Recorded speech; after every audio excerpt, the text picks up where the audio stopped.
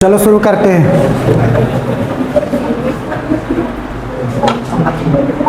आज की क्लास में, अब शांत हो जाओ। आज की क्लास में हम लोग चैप्टर 5 देखेंगे, मैग्नेटिज्म एंड मैटर के बारे में। ठीक है, तो मैग्नेटिज्म एंड मैटर में सबसे पहले हम लोग मैग्नेटिक फील्ड लाइंस पढ़ेंगे। जैसे हम लोगों ने इलेक्ट्रोस्टैटिक्स में इलेक्ट्रिक फील्ड लाइंस पढ़ा था, वैसे ही यहाँ पर पढ़ेंगे मैग्नेटिक फील्ड लाइंस। तो मैग्नेटिक फील्ड लाइंस में आप लोग जानते हैं कि ये क्या है, आपका मैग्नेट है। मैग्नेट में आपका साउथ पोल है और इधर क्या है, नॉर्थ पोल है। तो जो मैग्नेटिक फील्ड का डायरेक्शन अंदर जो होता है वो साउथ से नॉर्थ होता है और बाहर नॉर्थ से क्या होता है, साउथ की तरफ आता है। तो इसमें the magnetic field lines of a magnet form continuous closed loop.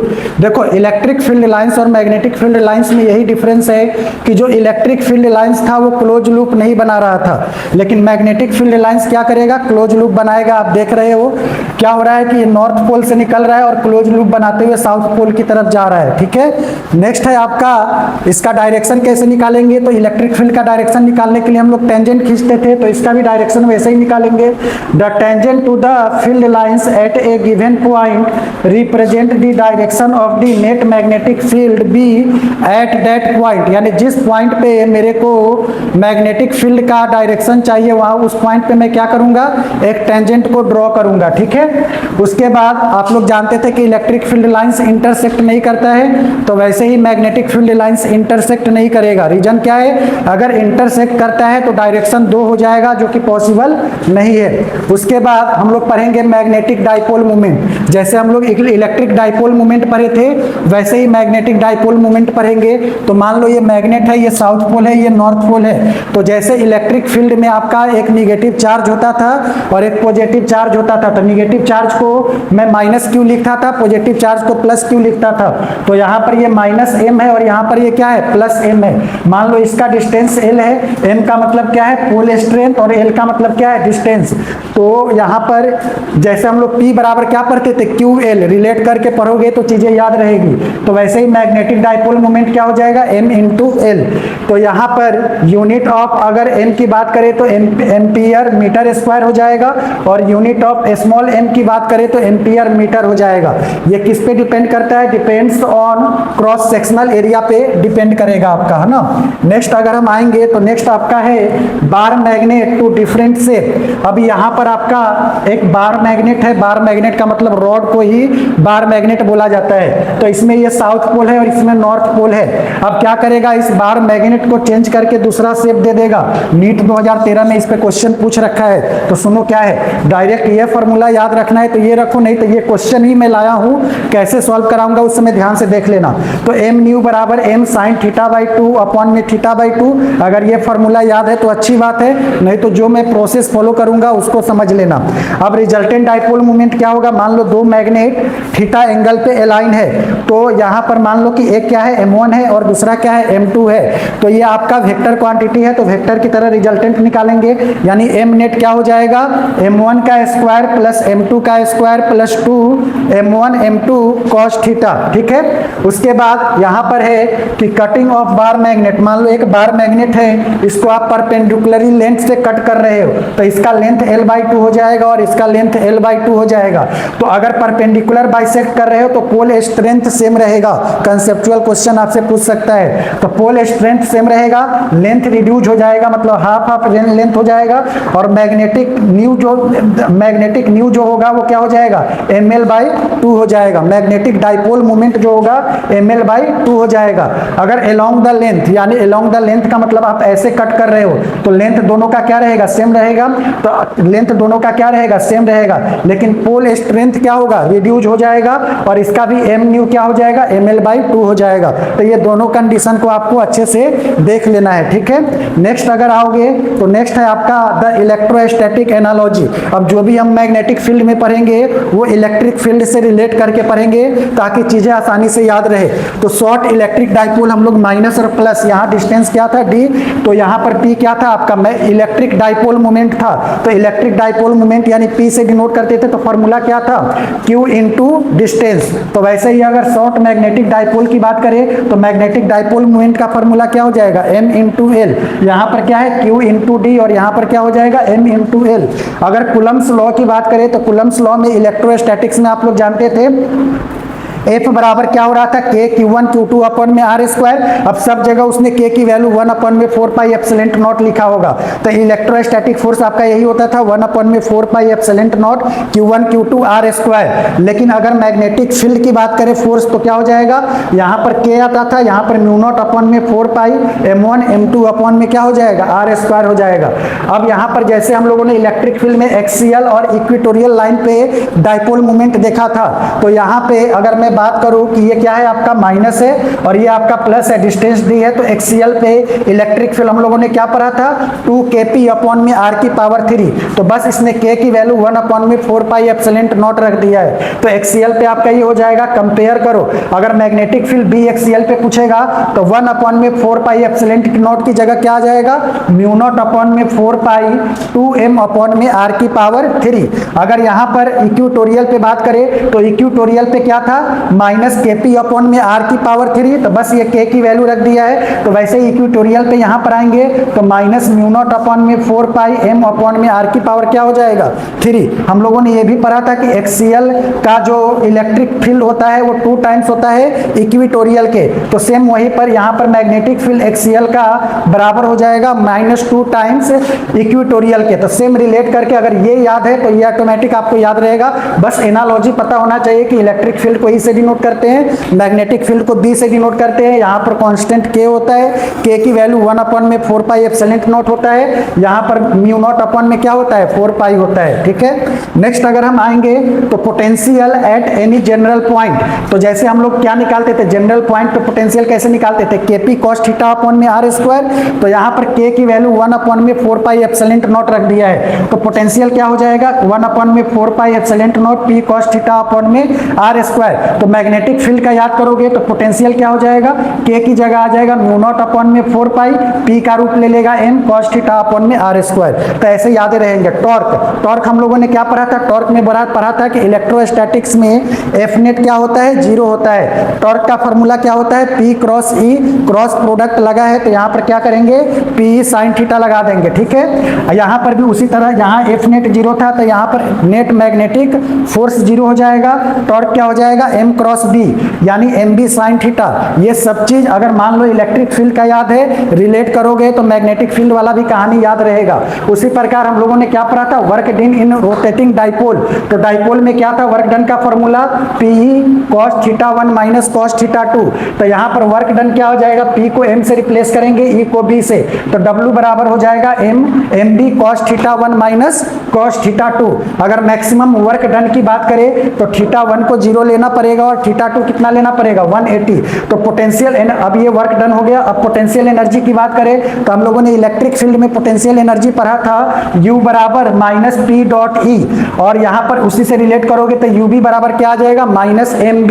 Theta बराबर 0 डिग्री पे कैसा होगा स्टेबल पोजीशन होगा और 180 डिग्री पे कैसा होगा अनस्टेबल पोजीशन होगा, ये भी आपको माइंड में रखना है। अब है मैग्नेटिज्म एंड गॉस लॉ, तो जैसे हम लोगों ने इलेक्ट्रोस्टैटिक्स में गॉस लॉ पढ़ा था वैसे ही मैग्नेटोस्टैटिक में हम लोग क्या पढ़ेंगे गॉस लॉ। तो बस इसमें ये याद रखना कि 5B डॉट ds क्या होता है 0 होता है, क्योंकि मैग्नेटिक मोनोपोल एग्जिस्ट नहीं करता है। तो वही चीज यहाँ पर नोट करके लिखा हुआ है कि the simplest magnetic element a magnetic dipole और a current loop magnetic monopole do not exist. तो मैग्नेटिज्म इन गॉस लॉ में याद रखना कि B डॉट ds किसके बराबर होता है 0 के। ये कभी ना कभी स्टेटमेंट में पूछ रखा है, टाइम पीरियड से हमेशा न्यूमेरिकल आते रहता है। तो time period of magnetic dipole in uniform magnetic field की बात करें तो टाइम पीरियड बराबर हो जाएगा 2 pi under root I upon में MB। I आपका क्या है, ये I है आपका मोमेंट ऑफ इनर्शिया, हाल फिलहाल नीट 2024 का ही क्वेश्चन है। I क्या है आपका मोमेंट ऑफ इनर्शिया, और एम अभी देखते आ रहे थे, एम क्या था, जैसे पी था इलेक्ट्रिक डाइपोल मोमेंट, तो एम है आपका मैग्नेटिक डाइपोल मोमेंट, और बी क्या है आपका मैग्नेटिक फील्ड। तो इस पे क्वेश्चन कम से कम मेरे डीपीपी में अभी जो लाया हूं उसमें 2-3 क्वेश्चन इस फॉर्मूले पे करवाऊंगा, इसलिए अभी माइंड में बैठा लो। आई क्या है सब लिखा है, एम क्या है, बी क्या है सब बता दिया। नेक्स्ट आओगे तो नेक्स्ट है आपका, अगर एन इक्वल पीसेस है, मान लो कि सेम है टी डैश, है ना, तो when bar magnet is cut along length, तो लेंथ से अगर लेंथ के अलोंग कट करोगे तो टाइम पीरियड सेम रहेगा, लेकिन मान लो तुम ऐसे कट कर रहे हो तो जितना इक्वल कट लगाओगे ना उतने से टाइम पीरियड क्या होगा, रिड्यूस्ड हो जाएगा। तो मान लो 1 2 3 4 कट लगाए तो जो नया टाइम पीरियड होगा, जो पहले का टाइम पीरियड होगा उसको 4 से क्या करेंगे, डिवाइड कर देंगे, लेकिन अलोंग द एक्सिस काटोगे तो टाइम पीरियड क्या रहता है, सेम रहता है। नेक्स्ट अगर आओगे तो मैग्नेटिक प्रॉपर्टी, जैसे हम लोगों ने इलेक्ट्रिक फील्ड लाइंस का प्रॉपर्टीज पढ़ा था वैसे ही हम लोग मैग्नेटिक फील्ड लाइंस का प्रॉपर्टीज पढ़ेंगे। तो पहला है आपका मैग्नेटिक परमिएबिलिटी, तो magnetic permeability absolute permeability of air और फ्री स्पेस में, यानी म्यू नॉट की वैल्यू कल भी बताया था 4 पाई इंटू 10 की पावर -7 यूनिट, कल भी बता दिया था। अगर रिलेटिव परमिएबिलिटी की बात करा जाए तो म्यू आर बराबर हो जाएगा मीडियम का जो होगा उसको म्यू नॉट से डिवाइड कर दोगे तो आपका रिलेटिव परमिएबिलिटी आ जाएगा। अब मैग्नेटिक इंटेंसिटी और मैग्नेटाइजिंग फील्ड इंटेंसिटी, देखो मैग्नेटिक इंटेंसिटी बोलो या मैग्नेटाइजिंग फील्ड इंटेंसिटी बोलो, तो मैं ज्यादातर बोलूंगा मैग्नेटिक इंटेंसिटी को H से डिनोट करते हैं, तो H बराबर हो जाएगा बी एक्सटर्नल अपॉन में म्यू नॉट। ये क्या होता है आपका वेक्टर क्वांटिटी होता है, यूनिट की बात करें तो एम्पियर अपॉन में मीटर आ जाएगा। नेक्स्ट अगर हम आए तो इंटेंसिटी ऑफ मैग्नेटाइजेशन को I से डिनोट करेंगे तो ये हो जाएगा M अपॉन में V, induced dipole moment upon में V का मतलब वॉल्यूम है। यूनिट की बात करें तो एम्पियर मीटर, ये भी क्या है वेक्टर क्वांटिटी है। मैग्नेटिक ससेप्टिबिलिटी, ये इंपॉर्टेंट है, मैग्नेटिक ससेप्टिबिलिटी क्या होता है, इसको जाइएम से डिनोट करते हैं I अपॉन में H। I क्या है, H क्या है बता दिया हूं, और तो यहाँ पर B इंड्यूस्ड अपॉन में B एक्सटर्नल भी यूज कर सकते हैं। मैग्नेटिक ससेप्टिबिलिटी क्या होता है आपका, स्केलर क्वांटिटी होता है। देखो H आपका वेक्टर है, H I आपका वेक्टर है, लेकिन जाइएम जो है वो स्केलर क्वांटिटी है, इसका यूनिट नहीं होगा और इसका डायमेंशन भी नहीं होगा, ये याद रखिएगा, ठीक है। और नॉन मैग्नेटिक मटेरियल के लिए जीटा जो मैग्नेटिक ससेप्टिबिलिटी होता है वो क्या होगा, 0 होगा। नेक्स्ट अगर आते हैं तो मैग्नेटिक प्रॉपर्टीज में relation between relative permeability and susceptibility की बात करें तो म्यू आर बराबर हो जाएगा 1 प्लस जाइएम। म्यू आर को जब रिप्लेस करोगे तो म्यू एम यहाँ से निकालोगे तो mu nought into mu R होगा, म्यू नॉट और यहाँ पर 1 प्लस जाइएम हो जाएगा। इसको एक बार देख लेना, relation between magnetic field mu M and H में क्या रिलेशन होगा, तो बी बराबर हो जाएगा म्यू एम इंटू एच। अब मैग्नेटिक मटेरियल पढ़ेंगे। मैग्नेटिक मटेरियल में पहला मटेरियल आपका आता है डायामैग्नेटिक, फिर आएगा पैरामैग्नेटिक, फिर आएगा फेरोमैग्नेटिक। तो सबसे पहले मैग्नेटिक मटेरियल में डायामैग्नेटिक की बात करें तो फर्स्ट पॉइंट याद रखिएगा, वीकली रिपेल बाय मैग्नेट, यानी डायमैग्नेटिक मटेरियल जो होता है वो मैग्नेट से वीकली रिपेल होता है। एग्जांपल के लिए कॉपर हो गया, Ag हो गया, Au हो गया, NaCl H2O एक्सेट्रा, ये आपका क्या है, डायामैग्नेटिक मटेरियल है। केमिस्ट्री में भी पढ़े होंगे आप लोग। अगर मैं सुपर कंडक्टर की बात करें तो ये क्या होता है, परफेक्ट कंडक्टिविटी, परफेक्ट डायामैग्नेटिक, यानी जीटा इसकी वैल्यू, जीटा की वैल्यू ये भी इंपॉर्टेंट है, जीटा -1 होता है। और रिलेटिव परमेबिलिटी इसका क्या होता है, 0। यानी अगर इंपॉर्टेंट बात करें डायामैग्नेटिक के लिए तो जो जीटा की वैल्यू होती है -1 और 0 के बीच में लाई करती है। रिलेटिव परमेबिलिटी 0 और 1 के बीच में लाई करती है, और जो म्यू होगा वो म्यू नॉट से क्या होगा, कम होगा। तो ये बात याद रखिएगा। ई पॉइंट है, individual atom do not possess permanent magnetic dipole moment, no effect of temperature, मतलब डायामैग्नेटिक मटेरियल पे टेम्परेचर का कोई इफेक्ट नहीं पड़ता है, ठीक है। Have tendency to move from stronger magnetic field to weaker magnetic field. सबसे ज्यादा इंपॉर्टेंट पॉइंट, जीटा की वैल्यू, म्यू आर की वैल्यू टेम्परेचर पे डिपेंड नहीं करता है। इसका टेंडेंसी क्या होता है मूव करने का, स्ट्रॉन्गर मैग्नेटिक फील्ड से वीकर मैग्नेटिक फील्ड की तरफ जाएगा। ये डायमैग्नेटिक मटेरियल का ग्राफ है, जीटा वर्सेस टेम्परेचर पे, तो ये टेम्परेचर पे डिपेंड नहीं करता है और इसका जीटा निगेटिव होता है, इसलिए ग्राफ ये ओरिजिन से नीचे से गया है। इसको एक बार आप देख लेना, ठीक है। नेक्स्ट है आपका मैग्नेटिक मटेरियल में पैरामैग्नेटिक मटेरियल। तो डायामैग्नेटिक पढ़ लिया, अब हम लोग पैरामैग्नेटिक मटेरियल पढ़ेंगे। तो paramagnetic material weekly attract bye magnet, diamagnetic attract नहीं हो रहा था, लेकिन पैरामैग्नेटिक क्या होगा, वीकली अट्रैक्ट बाय मैग्नेट होगा। एग्जांपल की बात करें तो पैरामैग्नेटिक मटेरियल में क्या आएगा, एल्युमिनियम आएगा, मैग्नीज आएगा, प्लेटिनम, सोडियम, ये सब देख लेना एक्सेट्रा, ठीक है। अगर individual atom possess permanent Curie law, ये इंपॉर्टेंट है, क्यूरी लॉ क्या होता है ये समझो। Magnetization of paramagnetic material is inversely proportional to the absolute temperature, ये पूछ रखा है स्टेटमेंट की क्यूरी लॉ टेम्परेचर पे कैसे डिपेंड करेगा। पहला ऑप्शन था T, फिर उठा T स्क्वायर 1/T स्क्वायर। तो आप याद रखना कि जो आपका क्यूरी लॉ है वो बेस्ड होता है 1/T पे। तो अगर यहाँ पर रेशियो लोगे तो एक जीटा 1 अपॉन में जीटा 2 इनवर्सली है, तो T2 ऊपर जाएगा, T1 नीचे आएगा, ठीक है। इंपॉर्टेंट बात है, जीटा की वैल्यू 0 और 1 के बीच में होती है। इसका रिलेटिव परमेबिलिटी 1 से क्या होता है, बड़ा होता है, और म्यू क्या होता है, म्यू नॉट से बड़ा होता है। ये स्मॉल पॉजिटिव नंबर के लिए एक बार आप इसको देख लेना। नेक्स्ट है आपका ये ग्राफ है, देखो टेम्परेचर जैसे जैसे बढ़ा रहे हो इस जीटा की वैल्यू क्या हो रहा है, कम हो रहा है, ठीक है। तो have tendency to move from weaker part of magnetic field to stronger. देखो डायामैग्नेटिक था, स्ट्रॉन्ग से वीक की तरफ जा रहा था, और पैरामैग्नेटिक क्या है, वीक से स्ट्रॉन्ग की तरफ जा रहा है। नेक्स्ट है आपका मैग्नेटिक मटेरियल में फेरोमैग्नेटिक मटेरियल। तो याद रखना फेरोमैग्नेटिक मटेरियल होता है वो सिर्फ सॉलिड के लिए होता है। डायामैग्नेटिक और पैरामैग्नेटिक आपका सॉलिड, लिक्विड, गैस तीनों के लिए होता है, लेकिन ferromagnetic material only for solid के लिए होता है। तो ये क्या है, strongly attracted by magnet. Example के लिए आपका फेरस हो गया, कोबाल्ट हो गया, निकेल हो गया, ये आप लोग केमिस्ट्री में जानते होंगे फेरोमैग्नेटिक मटेरियल के बारे में। आगे है आपका individual atom possess permanent magnetic movement, atoms for domains inside which magnetic movement are aligned in the same direction. ये सब जो स्टेटमेंट बोल रहा हूँ ये केमिस्ट्री पढ़े होगे तो उसमें बताया गया होगा कि फेरोमैग्नेटिक में डाइपोल मूवमेंट कैसा रहता है। इंपॉर्टेंट क्या है, जीटा 1 से ज्यादा होगा, म्यू आर 1 से ज्यादा होगा, म्यू की वैल्यू म्यू नॉट से ज्यादा होगा।